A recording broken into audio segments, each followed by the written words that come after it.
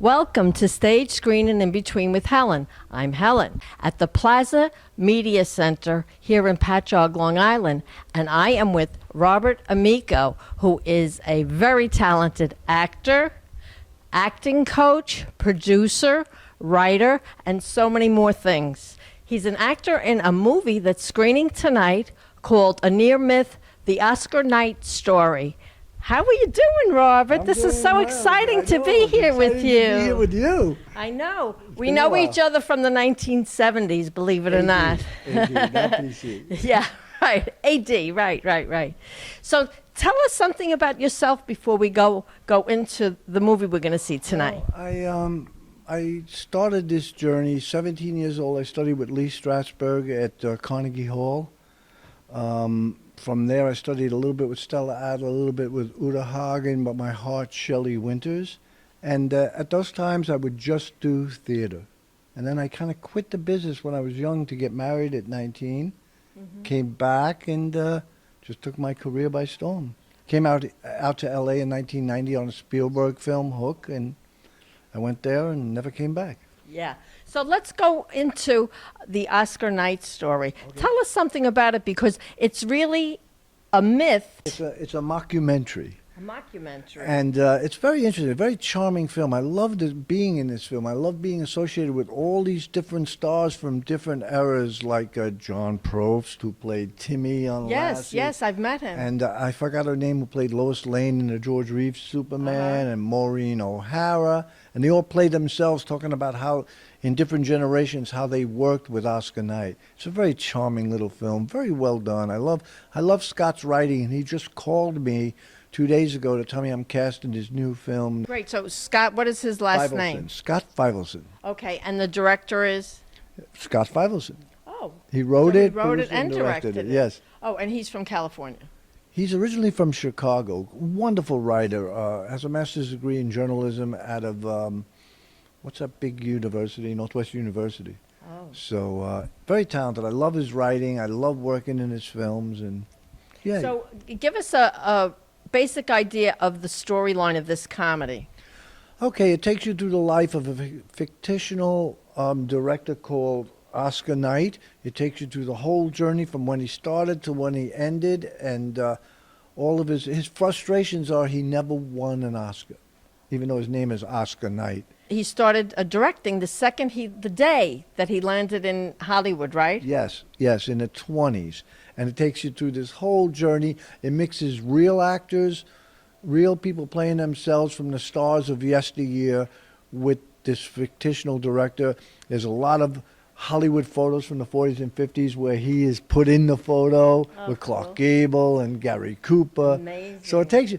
But the funny thing about this film is every time I've seen it screened, people run home to look up Oskar Knight and they get frustrated because they can't find him on IMDb because he doesn't exist. It's so convincing. Yes. I mean, I live in Wisconsin, but I grew up in Ukraine, and we don't really have a big cinema industry there. So every time a big movie was on TV, my mom would be like, Лида, иди смотри, мой бедняк Оскара Найта показывает. And oh my goodness, that was such an astonishing movie because you really don't see something like that. They were showing Oskar Knight's Moby Dick. Oskar Knight. Oskar Knight. Oskar Knight. Oskar Knight. Oskar Knight, who was without question the #1 par excellence consummate director of his or any other day. He'd be on Craigslist. He'd be looking for jobs as a PA, non-paying jobs on Craigslist. So imagine Oskar Knight looking for a PA job. You know, when I look back on the film, it's unbelievable, and the stuff he got from me. I mean, I guess any actor who had 100 takes would get some good stuff, but yeah.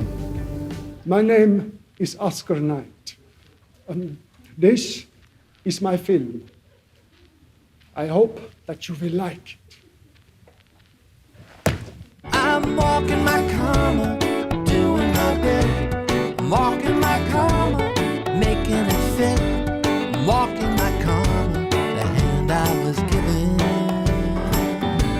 the life that I'm living. Tarantino tells the story better than I do. You chase the Oscar, it runs. You live your life, it comes to you. And the winner is...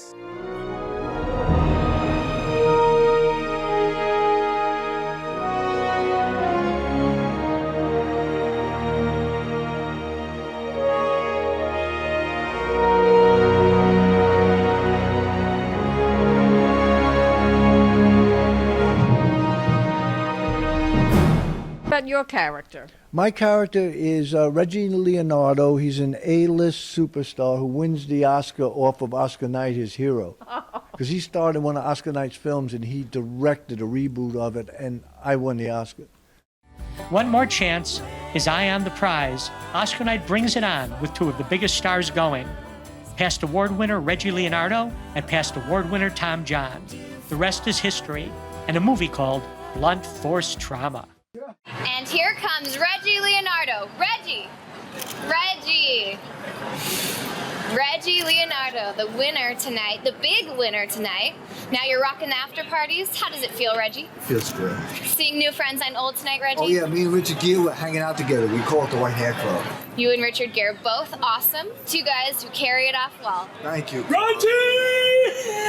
Tom John. Winner of Best Supporting Actor and your co-star, Tom John. It's amazing, Carly. All these people, all these cars, all these cameras, all this stuff. It's all totally amazing. You know, I would have never won if it wasn't for this guy right here. He is a very, very generous actor. That's what I hear, Tom. You have a reputation among actors for being a very generous actor. It's amazing! Ryan O'Neal. We'll catch up with him in a minute. But first, I wanted to ask you, Reggie. Yes? So, winner of the Oscar tonight for Best Actor and Oskar Knight's Blunt Force Trauma, but also winner of the Oscar tonight for Best Director for your remake of Oskar Knight's early classic Utopiopolis, the blockbuster Utopiopolis reboot. Now, this was your first time directing. Yes, it was, Carly. He's amazing! How did it feel, Reggie, when they opened the envelope and you heard your name? It felt great. Kind of a big blow for your director on Blunt Force Trauma, Oskar Knight, who was the favorite. Obviously, Reggie was the favorite. He won. Oskar Knight, he's been nominated more times than anyone. How do you think Oskar Knight feels right now? Oh, he's pissed. I mean, I can hear him. I'm out of here. No, really. I mean, seriously. Like I said in my speech, that Oscar, it should have been his. I know it, everybody knows it. He was very gracious about it. I hope I see him at the next party. Knight's amazing! Right, Reggie, Tom, I will let you two guys party down. All right, let me get this guy inside and put a leash on him, okay? And don't forget to see me in my next role as Judas. That's funny. You mean because you betrayed Oskar Knight tonight? No. I'm really playing Judas. Ciao. Hey! Carly Maxwell, live from the party on Oskar Knight. So I'm in 2 or 3 roles at the end, but there's so many actors in this because it keeps going. There are some people that play themselves as the stars, and there are other people that are lookalikes, like the Val Kilmer character is actually an actor that looks exactly like Val Kilmer. Yeah. So I did a movie with Val Kilmer, At First Sight. Oh, great. Wonderful. A long time ago. Wonderful yeah. actor. Wonderful Yeah. actor. So how long did it take him to film this? I think it took about a year on weekends. Okay. He shot it on weekends. He guerrillaed it. It's a beautiful, beautiful film. It was this ready to isn't come out it- just before COVID, and then it disappeared, and it's popping back up now. Okay, so would we recognize his writing from any other movies that he's done? Yes, he has a film that Lionsgate distributed that he wrote called Route 666. It was Rod Steiger's last film with the Lou Diamond Phillips. And he has one with a person that's coming here tonight, a director and producer, a young guy, that Three Brads and a Hole, something like that, with James Wilder.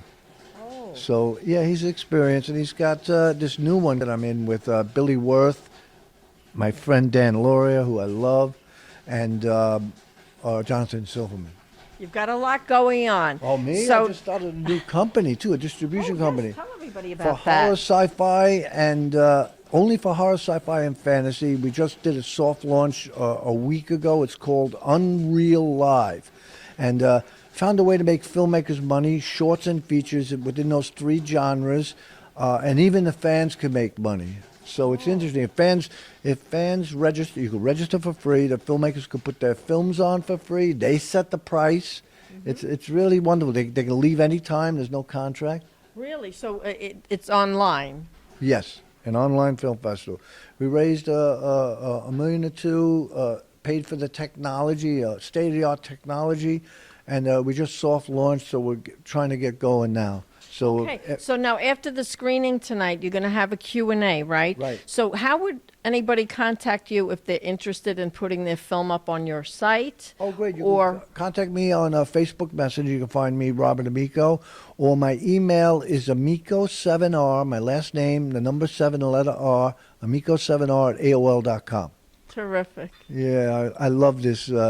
I love this theater. I've not been here. This is adorable, the Plaza, right?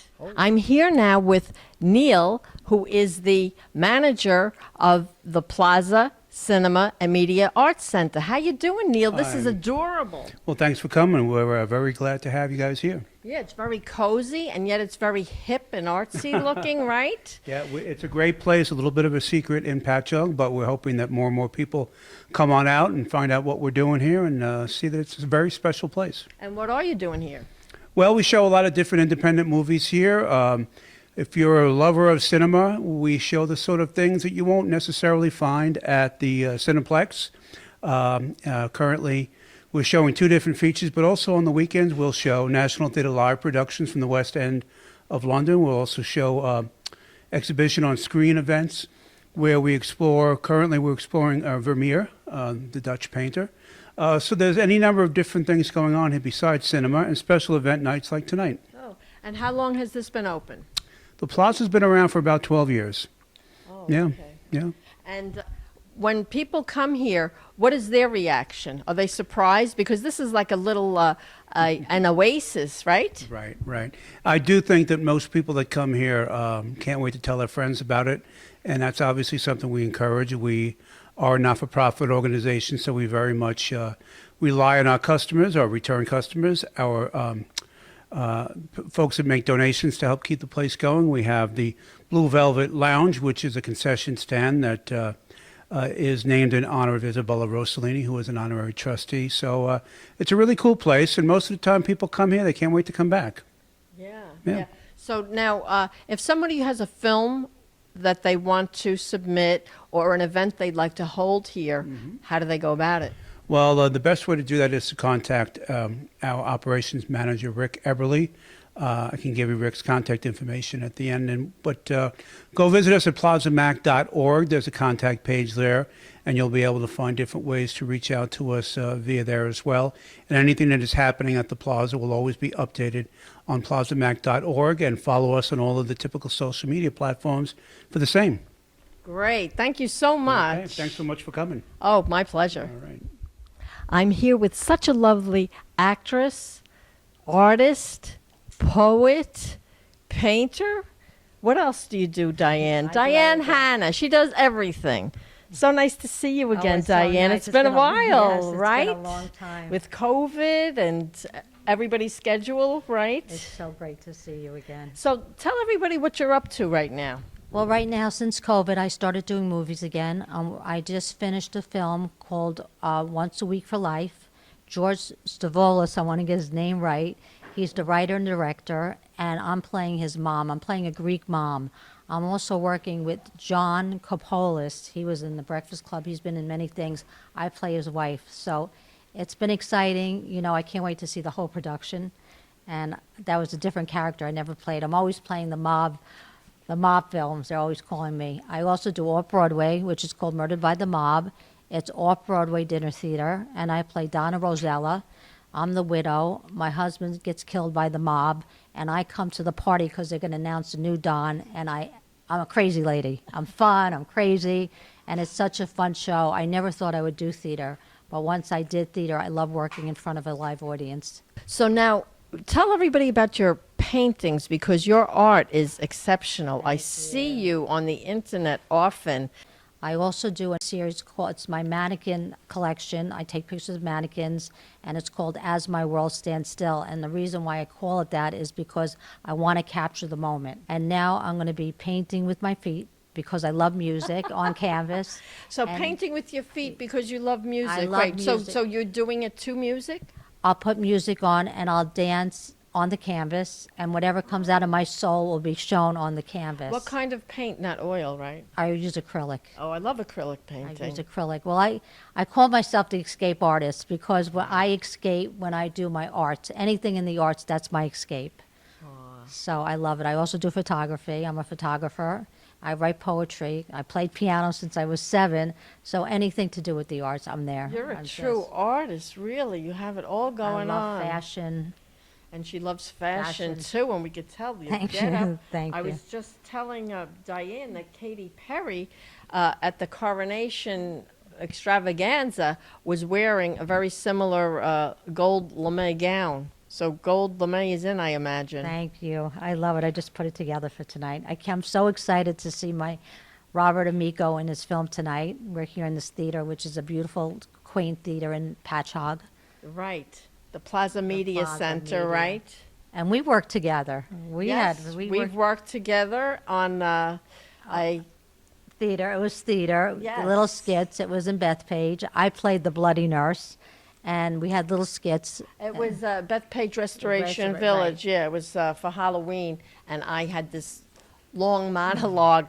It was very scary. Unfortunately, the lady that played with me has passed away since then. Did you know that? Yes, yes. Yeah. So that was, but that was a fun It was a event. Fun. It was fun. It was a show we did. We did it from 6 o'clock to 11, and it was done every 3 minutes. So we really didn't have a break. It was a lot. I really didn't get But to I see you enjoyed that it. much. It was a great show. So Diane, where can people reach out to you? Facebook. You can find me on Facebook. That's where most of my art, and you'll find everything that pretty much I do on there. I'm on Instagram, but I have to start doing more on there. But I'm coming out with a book called The Passions of Love, The Escape Artist, and it's all about love. All right, we are here tonight to see Near Myth, the Oskar Knight Story, and I'd like to introduce a very special guest with us tonight. He's a writer, director, producer, and an actor who is appearing in the movie tonight. So I'd like to welcome and thank you for coming, Robert Amico. Thank you.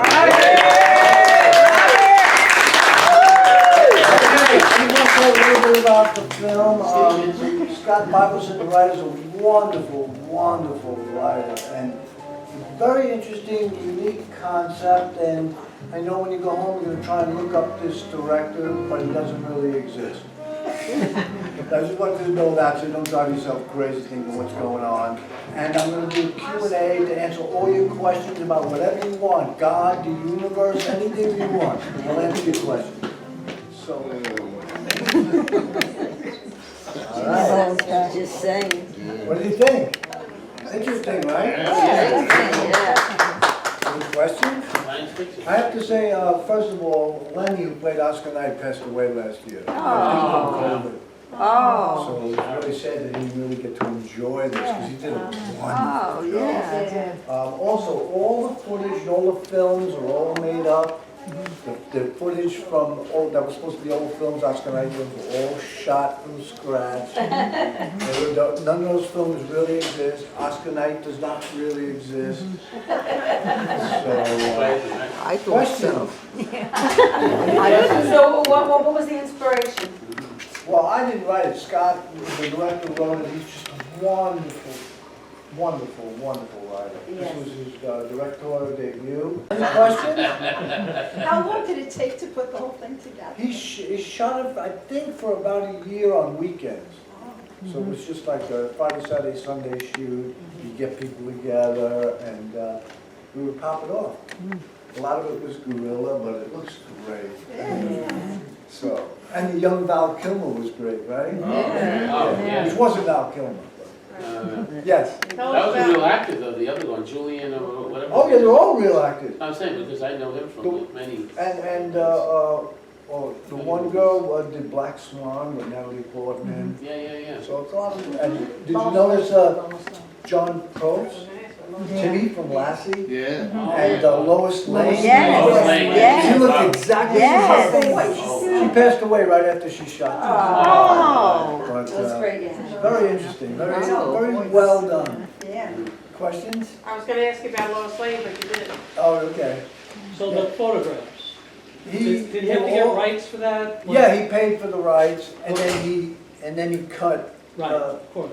cut Lenny in just to give it realism. It really Yeah. flows. It's a wonderful little film. Great writer, Scott. I know Scott a long time. Any other questions? Come on, guys, hit me. Hit me. And they already played in 12 cities all over Europe. Hoping to get the distribution deal. It started to get a lot of traction, then COVID hit, and then it just died for 4 years, 3 years. Now it's getting a lot of traction. It was in Berlin last week. Anything else? You did a great job, by the way. In the movie, they mentioned the word amazing must have been said 1,000 times. yeah. Did anybody ever count how many times you say the words Oskar Knight? Oh, no, I don't know. Probably a million times, right? So we had to rush and then run out the gate and bring the plane back to the hangar until they passed by the security and then came around again. We did like 3 takes. Because the director, Scott, it was a really funny scene because the director, Scott, he goes, whatever you do, you can't mess this up. You got to make sure everything's cool. And the first take, you see his legs hiding behind the place. And that was the part where we going, oh no, the security's going to come. That had to be a hard film to cast. You get all those stars, a lot of them are European stars. And I like the way they took their real life and added fiction to it. So look who's here at Oskar Knight. On this night, I have Judi Beecher from Tango Shalom. Hi, Judi. How are you? Good to see you. How did you like the movie? I loved it, and I know Scott. I loved it. It was really fun. Oh, you do know I Scott. do. Yes, Scott invited me, and I saw Robert here. That's who I know fabulous. Robert too. Yes. How nice. So, what did you think of all the characters that they have? I couldn't believe that they had so many old-time stars, and it was so great to see too the Hollywood lots and things like that. Would you have liked to have been part of the studio system? Yes, I would, because life was so much easier then. Right. It was Wouldn't it be like, great let's to have just have 8-picture deal, 10-picture deal, Right. and you knew what you were going to do. You just would get up in the morning and you go to your next film set with one of the best directors. Right, and you have somebody that's going to teach you dancing and acting and everything, Yeah, right? So, briefly, before they close the theater, Yes. you have 3 movies in Cannes, right? Tell everybody about it. So, first of all, Tango Shalom, which is now on Amazon Prime, is being represented there in the market. And I don't know if you know the newest news that Pope Francis has endorsed our film. It's the first film. Really? Wonderful. Yeah, that Pope Francis has endorsed. Amazing. We also just got distribution in London, or in England, in the UK on Sky, the Sky Store. And also we're opening in Germany theatrically I think in September. Because Tango Shalom, basically, the idea of is unity, right? And love, in a nutshell, right? It's unity, love, and people accepting each other, and religions And that's accepting so big each other, right and now. brotherhood, and it's such an important... And you play the wife of the lead character, right? Yeah. Yes, I remember. Yeah, I play a Hasidic rabbi's wife in that film. Okay, and what's another movie? So then I'm also in a film, it's called The Lies We Tell Ourselves. It's an Australian film. Sarah Landsberg directed it. And in that film, I'm kind of like a Sarah Jessica Parker character. Kind of very different than the Hasidic wife. So that shows your range. Yeah. And then I'm in another film in a smaller scene. It's Richard Blanchard directed it. Richard Blanchard is the DP of Werner Herzog. And it's a film called Cannes Uncut. So that's also going to be screening there on Tuesday. Oh, it's Cannes Uncut. It's about Cannes? Yeah, it's a film about Cannes. Oh, that's and about interesting. the stars and the thing. And I have Okay, a so little now scene in everything, that. they're all feature films, right? They're all features. Okay, so where can people find out more about you, Judi? About me? Yeah. I have On the internet, where would they go? I'm on IMDb, Judi Beecher. I have a website, judibeecher.com. I'm on Instagram. You can follow me at Judi Beecher Official. I have a fan page on Facebook. So I'm kind of all over the place. Oh, great. It's Well, kind of easy to find me. I'm glad that so many things are going your way. And I'm so I'm going happy. to direct that right after Cannes. Oh. I am directing a documentary. Oh, about what? It's about my mother, who was a hidden child in the Holocaust. And you can find out more about that. I'm shooting with my mother and my sister in the south of France at the end of... Was she Hungarian? She was German. Oh, okay. And she was hidden in France and escaped into Switzerland. And it's called Run Runya, The Kindness of Strangers. And we have a website if you want to learn more about it. It's kindnessofstrangersdoc.com. There's no the before. It's just kindnessofstrangersdoc.com. Okay, I know a survivor too that did a documentary. She was a hidden child. Really? She was Hungarian. Her name's Evie Blakey. She's still alive?